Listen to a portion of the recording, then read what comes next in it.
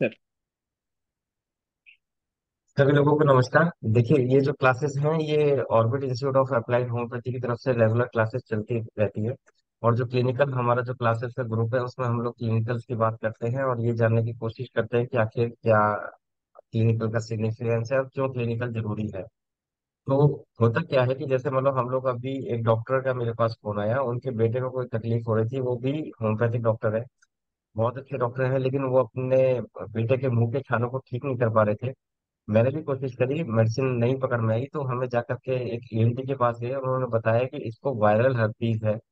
तो जब हमने वायरल हर्पीज का पता लगा तो हमें एकदम से मेडिसिन क्लिक कर गई कि नेट्रेम्यूर, और नेट्रेम्यूर ने काम नहीं किया।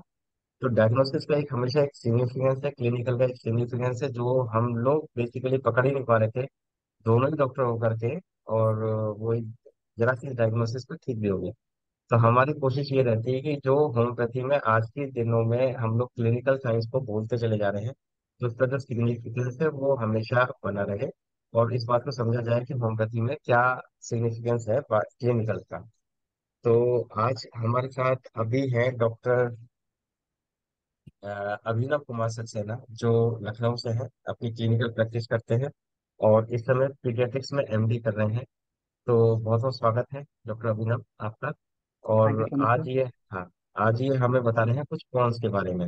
इसके बाद अगर कोई अपना केस कोई डिस्कशन करना चाहता है तो प्लीज या तो हमें टेस्ट चैट में लिख दे या मुझे व्हाट्सअप कर दे, ताकि मैं उसको पहले से ही इन्वाइट कर पाऊँ।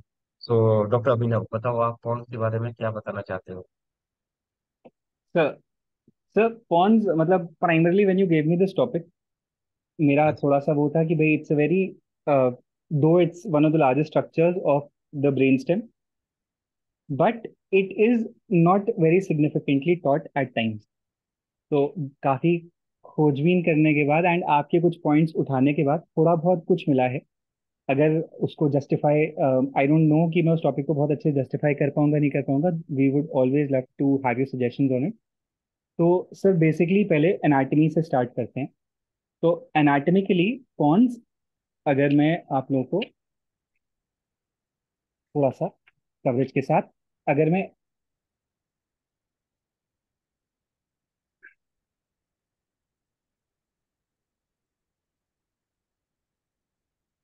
फिर ये न्यूरो एनाटॉमी की बुक है ना, हम इसके थ्रू अगर कवरेज कर लें तो पॉन्स जो है ये आपका ब्रेन स्टेम का पार्ट है। ब्रेन स्टेम काफी ज्यादा सिग्निफिकेंट की स्ट्रक्चर हमारे पास, जिसमें अगर हम उसका लैटरल व्यू लेके चलें तो हमारा कॉर्टेक्स, कॉर्टेक्स से निकलता हुआ हमारा स्टेम, स्टेम में again divided into three parts. Sir is it visible? Visual and है। उसके बाद नीचे जाता हुआ हमारा स्पाइन, और पीछे आ गया हमारा cerebellum. This is the mid brain, are pons, medulla and cerebellum.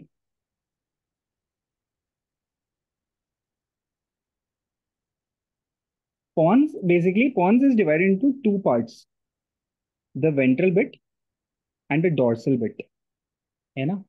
तो अगर सर इस स्ट्रक्चर पे हम वापस आ जाएं तो हमारा जो पॉन्स है ये हमारा पॉन्स का हिस्सा, इसमें फर्दर काफी सारे सल्कस हमारे पास या डिप्रेशन हमारे पास अवेलेबल हैं।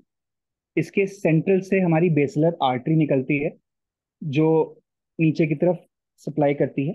एंड जो हमारा ये स्ट्रक्चर है, एंटीरियर सरफेस स्ट्रक्चर, इसमें हम करा जो ये अपर हिस्सा है, this is the structure of pons.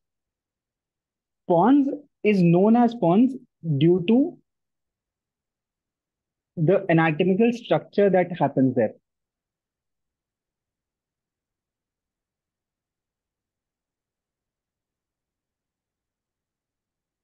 है ना। क्योंकि पॉन्स का जो वर्ड है, पॉन्स वर्ड आता है ब्रिज से, तो इट्स अ ब्रिजिंग स्ट्रक्चर, इस वजह से उसको पॉन्स बोला गया।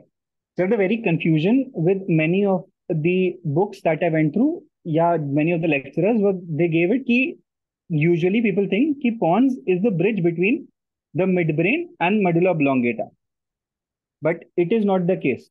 It forms a bridge between the two bits of the cerebellum connecting those two hemispheres. That is how it got its name.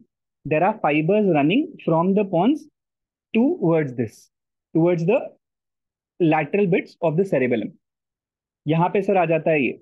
अब पॉन्स के साथ सर पॉन्स में वैसे स्ट्रक्चरली अगर देखिए तो pons constitutes majorly of the न्यूक्लियाइज.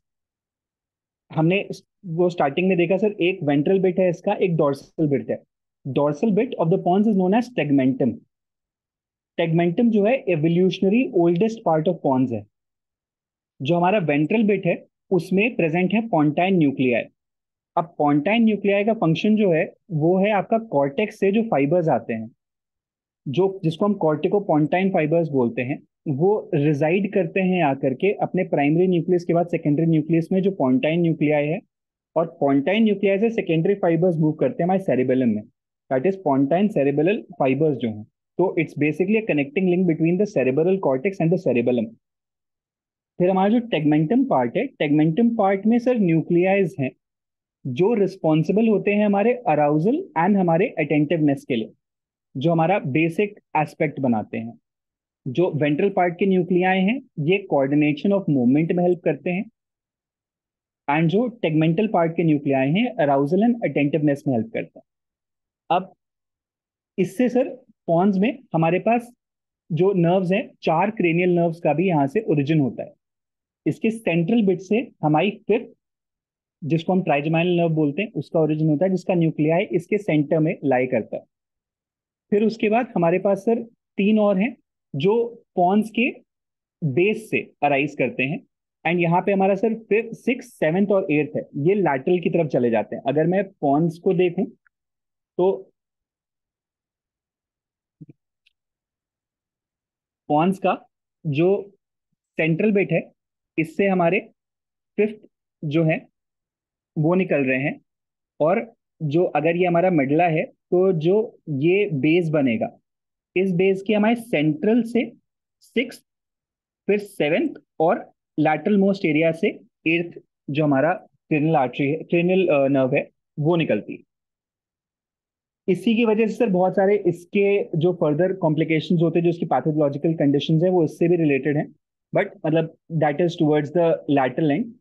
एक sir इसकी स्पेशलिटी और है कि इसके सेंट्रल एस्पेक्ट से ट्रैक्ट्स पास करते हैं. अब these are both sensory as well as motor tracts, जिसमें हमारे पास सर चार प्राइमरी ट्रैक्ट्स जो हमारे इसमें से पास करते हैं. That is corticospinal tract, जो हमारा motor control of the body को मैनेज करता है. दूसरा हमारा कॉर्टिको बल्बुलर ट्रैक्ट, जो हमारा हेड, नेक और फेस के जो मोटर एस्पेक्ट है उसको कंट्रोल करता है. फिर हमारे पास मीडियल ल्यूमिनेसेंट ट्रैक्ट आता है, जो हमारा फाइन टच, वाइब्रेशंस और प्रोप्रियोसेप्शन को मैनेज करता है. और चौथा हमारे पास आता है सर स्पाइनोथैलेमिक ट्रैक्ट, जो हमारा पेन और टेम्परेचर सेंसेशन को मैनेज करता है. पॉन्स में आने वाले कोई भी चेंजेस इन ट्रैक्ट्स को इम्पैक्ट करते हैं एंड फर्दर चेंजेस लाते हैं बॉडी के अंदर. साथ में सर इसका जो बेसिक जिन एस्पेक्ट्स पे कंट्रोल होता है वो आपका आरईएम स्लीप्स, साथ में blood pressure, basic evolutionary expressions पे, मेमोरीज, लर्निंग एंड रेस्पिरेशन पे कंट्रोल होता है. इसी वजह से pons is a very important part of the mid brain, है ना, ऑफ द ब्रेन स्टेम. ये बहुत काफी इंपॉर्टेंट पार्ट इसी वजह से बन जाता है, जहाँ पे इस स्ट्रक्चर पे आने वाला जरा सा डैमेज भी हमारी इन चीजों को प्रॉब्लमैटिक बिट में ले जाता है. साथ में सर पॉन्स की एक और इंटरेस्टिंग चीज पढ़ने में आई. दैट इज पॉन्स का जो डॉर्सल पार्ट है, जो टेगमेंटम है, उसका जो बेस है वो हमारा फोर्थ वेंट्रिकल प्रोड्यूस करता है. अब फोर्थ वेंट्रिकल का जो बेस है और टेगमेंटम का जो बेस है ये कोइंसाइड करता है, जिसकी वजह से पॉन्स में आने वाली कोई भी पैथोलॉजिकल चेंजेस जो हैं, जो फोर्थ वेंट्रिकल है उसमें सीएसएफ में चेंजेस ला सकता है, एंड फर्दर वो सीएसएफ के थ्रू वो इन्फेक्शन ट्रैवल कर सकता है, या सीएसएफ से इसमें बहुत जल्दी इन्फेक्शन आ सकते हैं अगर सीएसएफ इन्फेक्ट हो रहा है. तो sir that is what I was able to understand about pons. But मतलब I don't think so that is all about pons. So if you would please love to share, मतलब if you can please shed some more light onto it. ठीक है, thank you doctor Saxena. अभी ना मुझे एक बात बताओ कि जो भी आपने अभी ये जी पॉन्स के बारे में बताया, इससे पहले जी। आपको पॉन्स के बारे में कितना पता था जब हमारी क्लास हुई थी आगरा में, या उससे पहले? Sir hardly 50%। 50%। तो हमने हार्डली। अभी जो आज आपने हमें पढ़ाया वो एक टाइप की जी इसकी पेलियो एनाटॉमी थी। मतलब आपने एक ओवरव्यू जी दिया कि जी जी। पॉन्स कहाँ पे मिलता है और क्या मिलता है। हाँ। अभी हमने इसकी जी फिजियोलॉजी के बारे में नहीं समझा। ठीक है। सर। तो जैसा आपने एक सर। बहुत बढ़िया पॉइंट ये उठाया कि पॉन्स का बेसिक मतलब होता है ब्रिजेस। और ये ब्रिजेस जी। सिर्फ मिड ब्रेन में, मेडुला ऑब्लोंगेटा में नहीं है। ये बेसिकली हाँ। सेरिब्रम, क्या दोनों सेरिब्रम को कनेक्ट करना। जैसे जी इसके बीच में एक सल्कस होता है ना, जो आपने पढ़ा होगा। जी तो जी जी। अपने आप पे जो सल्कस है, यहाँ से जो आर्टरी जा रही है, यही अपने आप में एक सिग्निफिकेंस है।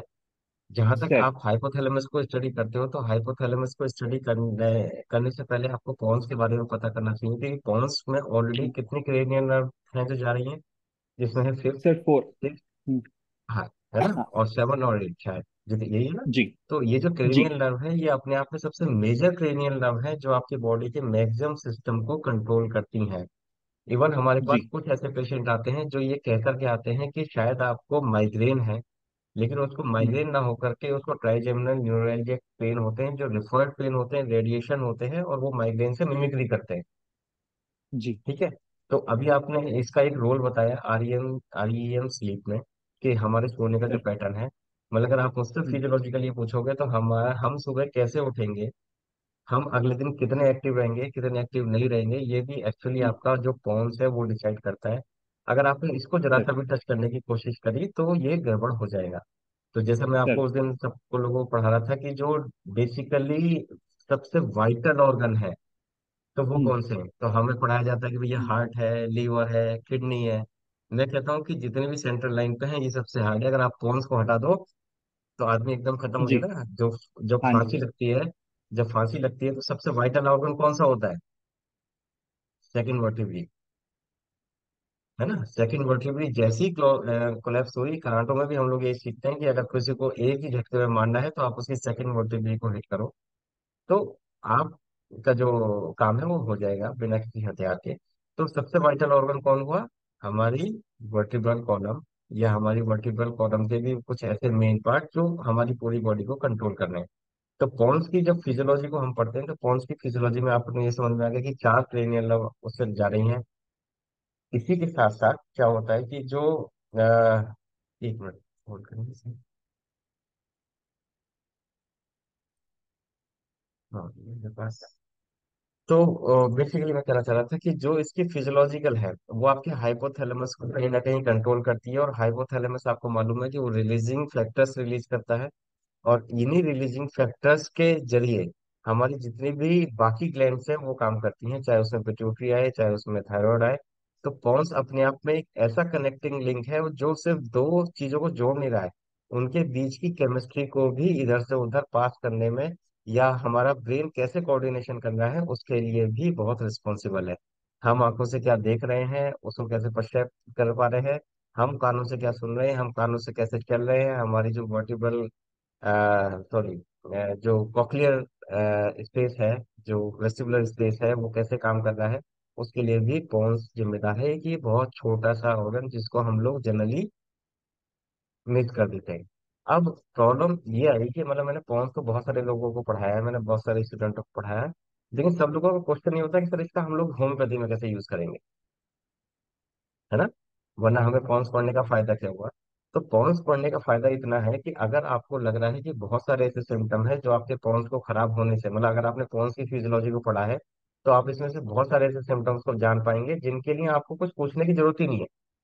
मतलब आपको लगेगा यार ये तो बहुत ही कॉमन सिम्टम है। जैसे आज हमारा टॉपिक एक भी है कि हम लोग केस डिस्कशन भी करेंगे, तो मैं एक बहुत बढ़िया सा केस डिस्कशन करता हूँ कि इसमें क्या सिग्निफिकेंस आई। हमारे पास एक पेशेंट आई, लगभग 42 ईयर की फीमेल है, और जिसको हमें ज्यादातर उसने बताया कि हमारे पैरों में बहुत दर्द रह रहा है, डॉक्टर साहब मेरे घुटने खराब हो गए हैं, मुझसे चला नहीं जा रहा, मुझे थोड़ी वीकनेस भी रहती है, और बहुत एंजाइटी में भी है, सब कुछ है। तो उन्होंने न्यूरो फिजिशियन को दिखाया, जिन्होंने उनका बाकी सारे ब्लड के टेस्ट भी कराए, उन्होंने नर्व के कुछ टेस्ट भी कराए, एनसीबी कंडक्शन टेस्ट भी कराए, जो सभी कुछ ठीक आ रहे हैं। लेकिन पेशेंट को प्रॉब्लम है। तो हमें भी समझ में नहीं आ रहा, क्योंकि हम लोग अपने साइकोलॉजिकल पॉइंट से उसको जो भी अच्छी मेडिसिन दे पा रहे थे वो दे रहे थे, लेकिन कहीं ना कोई दिक्कत आ रही थी। तो मेरा मन करा कि मैंने कहा इसको केस को कहीं और डिस्कशन करते हैं, तो मैंने सीधे सीधे वो केस अपने एक गायनेकोलॉजिस्ट से डिस्कशन किया। क्योंकि मैं बहुत सारे हॉस्पिटल्स में यहाँ बैठता हूँ दिल्ली में, तो दिल्ली में मेरे पास जनरली एलोपैथिक डॉक्टर्स जो है कनेक्शन में रहते हैं। तो मैंने उनको डिस्कशन किया, मैंने कहा, सर ऐसे केसेस में क्या करा, तो उन्होंने सीधे सीधे मुझे बताया कि सर आपको सिर्फ पिट्यूटरी को कंट्रोल करना है, और ये सिर्फ मेनोपॉजल सिम्टम है, जिसके लिए किसी एनसीवी के टेस्ट की जरूरत नहीं है, किसी भी चीज की जरूरत नहीं है। तो उन्होंने मुझको अपनी तरफ से जो भी एलोपैथिक मेडिकेशन बना दी थी वो बताई। लेकिन उससे क्या हो गया कि मुझे एक हिंट मिल गया कि हमारी जो डायरेक्शन थी नर्व्स को सोचने की, बोन्स को सोचने की, मसल्स को सोचने की, वो बिल्कुल एकदम चेंज हो गई। और अभी हमने 3-4 दिन में ही उसका जो ट्रीटमेंट प्लान है वो बिल्कुल चेंज करा, और पेशेंट रिस्पॉन्ड करना शुरू कर दिया, क्योंकि अब डायरेक्शन दूसरी हो गई। तो ऐसा नहीं कि हम किसी से डिस्कशन करेंगे तो हमारा कुछ गिर जाएगा या हमारी नॉलेज कम हो जाएगी।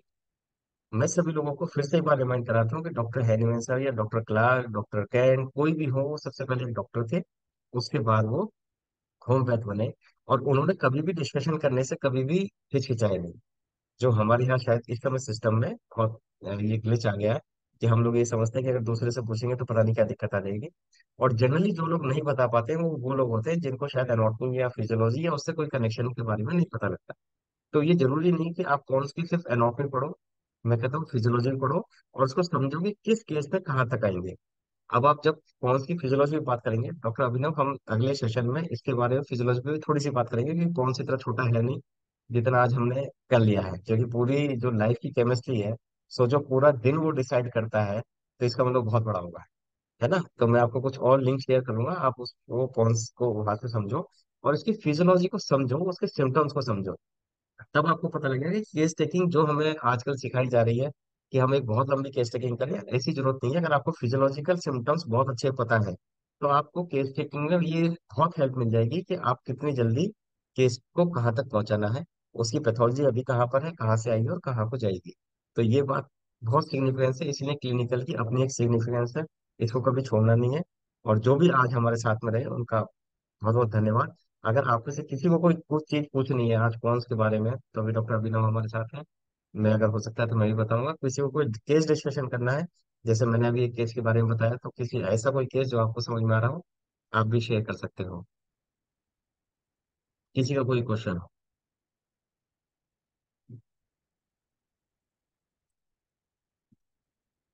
डॉक्टर मानसी।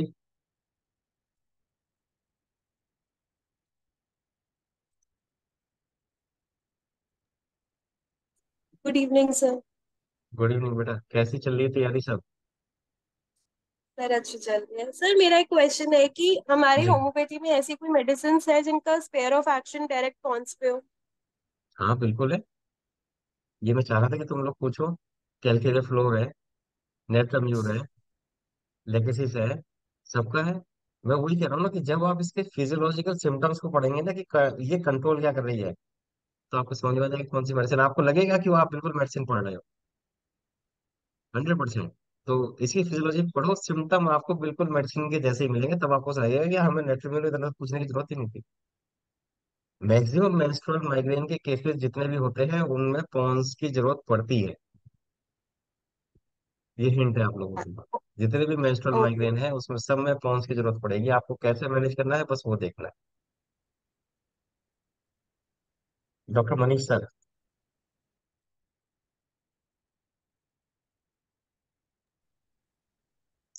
हेलो, हाँ, गुड इवनिंग सर। हाँ जी। हाँ डॉक्टर मनीष सर हमारे बड़े भाई साहब हैं, और ये एक होम्योपैथिक फिजिशियन है, गाजियाबाद में अच्छी सी प्रैक्टिस कर रहे हैं, सीनियर कंसल्टेंट भी हैं ऑर्बिट क्लिनिक के। तो डॉक्टर मनीष सर, आज के बारे में आपका कोई कमेंट, कहीं कोई सजेशन?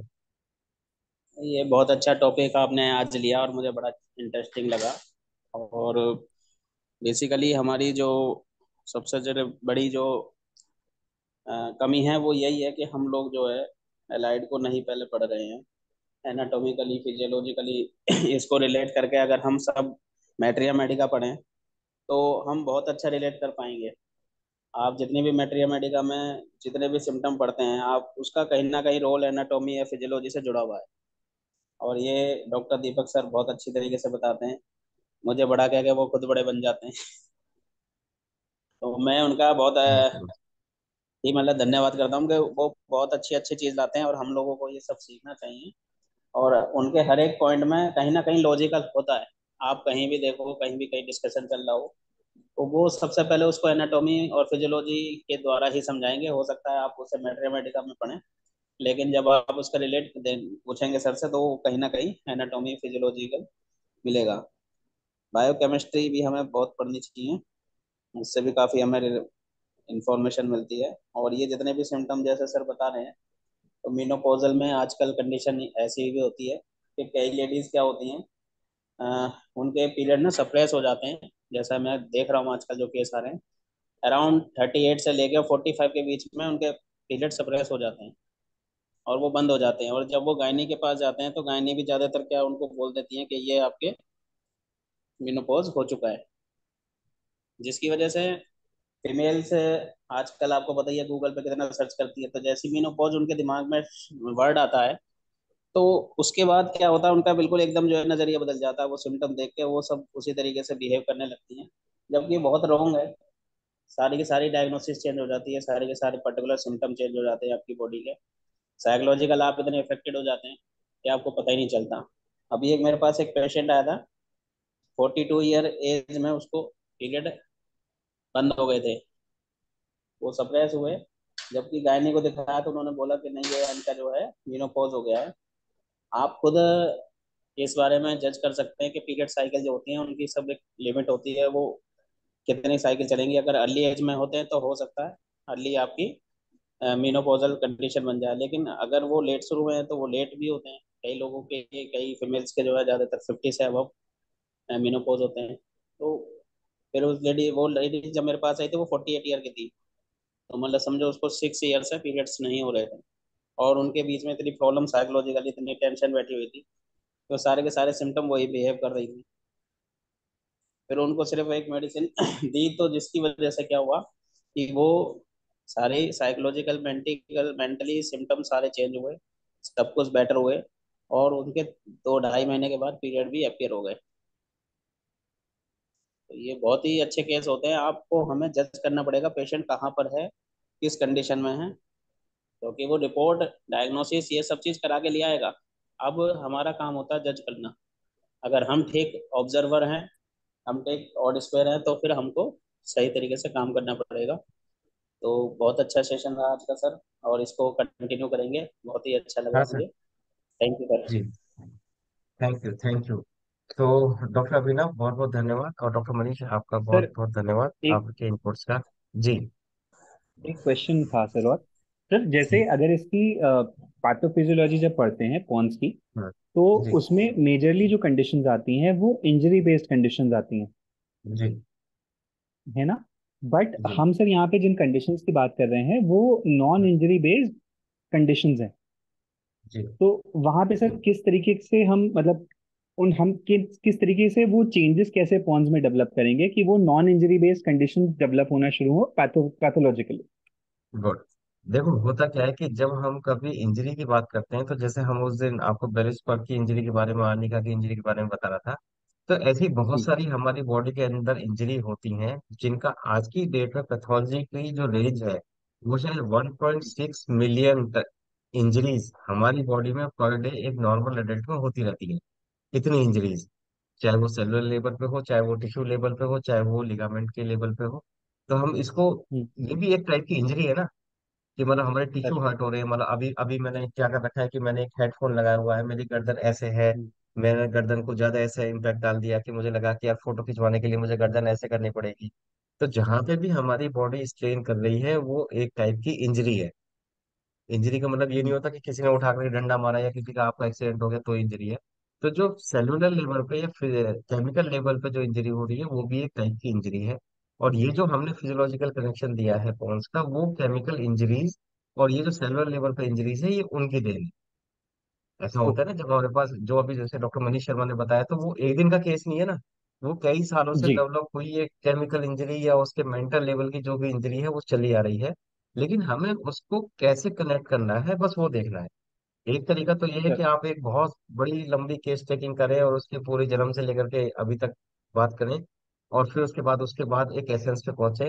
एक अगर आपको फिजियोलॉजिकल कहीं कनेक्शन मिल जाता है, आपको कोई ऑर्गन की पहले से ही सिम्टम्स के बारे में मालूम है, तो आपको बहुत छोटी सी केस टेकिंग और बहुत प्यारे से सिम्टम्स की जरूरत है, उससे आपको उसकी सारी केमिस्ट्री जो पिछली है वो सब पता लग जाएगी। जैसे अगर मेरे पास कोई ऐसी इंजरी के केस आते हैं तो मैं पहले से पहले उसको बताता हूँ कि हो सकता है आपके साथ इन सालों में ये दिक्कत रही है, तो पेशेंट हाँ बोलेगा तो इसको लो आप ठीक हो। तो केस टेकिंग का हम्म। मतलब ये नहीं होता कि आप बहुत कुछ पूछो। केस टेकिंग का हम्म। मतलब होता है कि आप क्या पूछ रहे हो, उसका सिग्निफिकेंस क्या है। मतलब आपने पूछा कि अगर आपको उल्टी आ रही है और उल्टी के दौरान आपको गुस्सा आ रहा है कि नहीं आ रहा है, तो इसका एक कनेक्शन होना चाहिए। ऐसा नहीं है कि आपने सिर्फ हम्म। नोट कर लिया और उसका कोई कनेक्शन हुआ नहीं, तो इसका मतलब ये सिम्टम हम्म। जो है वो यूजलेस है। जैसे डॉक्टर हेनीमैन सर हमेशा कहते थे कि टोटलिटी ऑफ द सिम्टम लो। हमें पढ़ाया जाता है टोटलिटी ऑफ सिम्टम लो, जी। टोटलिटी ऑफ सिम्टम लो। तो एग्जैक्टली वो टोटलिटी ऑफ सिम्टम नहीं है, वो है टोटलिटी ऑफ द सिम्टम। आप ऑर्गेन को पढ़ो, 7th ऑर्थोलॉजी में लिखा हुआ है। तो टोटलिटी ऑफ द सिम्टम का मतलब है कि जो भी एक सिम्टम है, मतलब वो जो द सिम्टम है उसकी टोटलिटी आनी चाहिए। हम्म। टोटलिटी ऑफ सिम्टम का ये मतलब नहीं होता कि 100 सिम्टम लिए और उसकी एक टोटलिटी बना लो, ऐसा नहीं होता। एक सिम्टम की टोटलिटी लेनी है। तो हमारे तो बहुत हम्म। सारे होम्योपैथ को तो यही कंफ्यूजन है कि टोटलिटी ऑफ सिम्टम क्या है। ठीक है ना, तो जब एक सिम्टम की आप टोटलिटी बनाओगे वो actually totality of the symptom. Sir. ठीक है ना। सर। तो हालांकि हमारे ऑलरेडी ऐसे सेशन होते रहते हैं जो अपने स्टूडेंट्स के बीच में है। हमारी जो फिजिकल क्लास है वो हमारे संडे को सोनी बिहार वाली ब्रांच पे होती है। तो अगर कोई दिल्ली से है तो यहाँ पे आ सकता है। और अगर जैसे अभी शायद हमारे पास नीरज सिंह है जो अभी हमारे पास रेगुलर आ रहे हैं सैटरडे को।